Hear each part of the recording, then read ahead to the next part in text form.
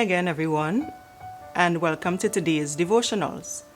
As you found out yesterday, my name is Natalie Mason, and I am representing my senior pastors, Lloyd and Norma Hart of RevivalTime Assembly in San Fernando, Trinidad.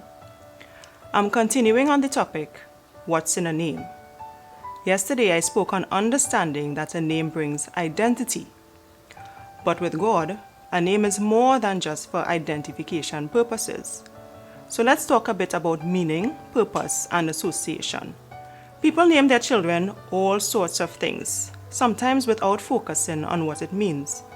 It may just be a name they like, or a name that's after some famous person or a family member, or even somebody who made some significant impact in their lives. Even during this COVID time, we see people sending messages, jokingly I'm hoping, about naming their children Corona and quarantine and things like that, right? But let's just hope that they are joking. But God isn't like us where names are concerned. When He names someone, it lines up with the purpose and the plan that He has for them. Adam's name means man or mankind. So when God called him by name, He was speaking His purpose into Adam. He saw Adam, being the first human male man, as the man from whom all humanity would come. The same applies to Eve.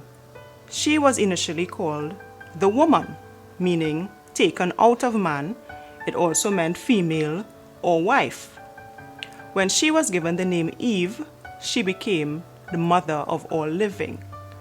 So mankind, Adam, and the mother of all living, Eve, came together. And today there's you and me and the millions of other people that live in this world. So the meaning of their names aligned with their purpose. In terms of association, a name gives association based on what it is identified with. And this can be either negative or positive. Kings of old would sometimes name their sons their names, and the sons would name their sons, and so on. For example, we have King Henry the First, the Second, the Third going down the road. But why would they do something like that?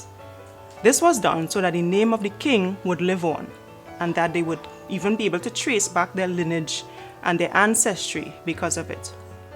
Sometimes you hear somebody say, I don't want to hear that name. Don't call that name in my house. Don't call that name around me, because of the negative association that they may have had with that person. When we hear the names like Adolf Hitler, we don't have a very positive thought in our minds concerning him, because we know what he was associated with. When we hear a name like Mother Teresa, we have a different thought in our mind, because we know the things that she was also associated with. In Judges chapter 6, we encounter a man called Gideon. His name actually meant Judge of Israel, but that's not how he saw himself.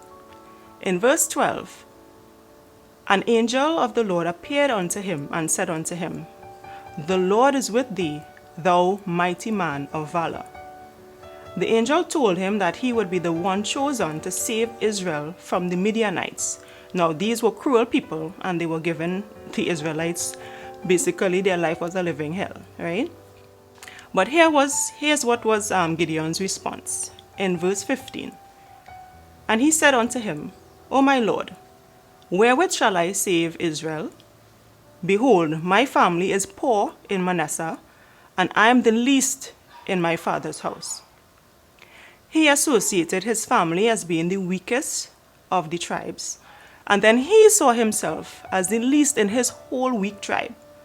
He didn't see himself as any mighty man of valor. The angel told him that he was chosen by God to deliver Israel from the Midianites. And although Gideon didn't see that being possible, God made it so. And today, we know Gideon's name and what he accomplished. So we see that a name brings identity, it brings meaning, purpose, and even has association. My prayer for you today is that you see yourself as God sees you. God calls you by name, and like Gideon, He aligns you to fulfill His purpose, even if you don't see it in yourself.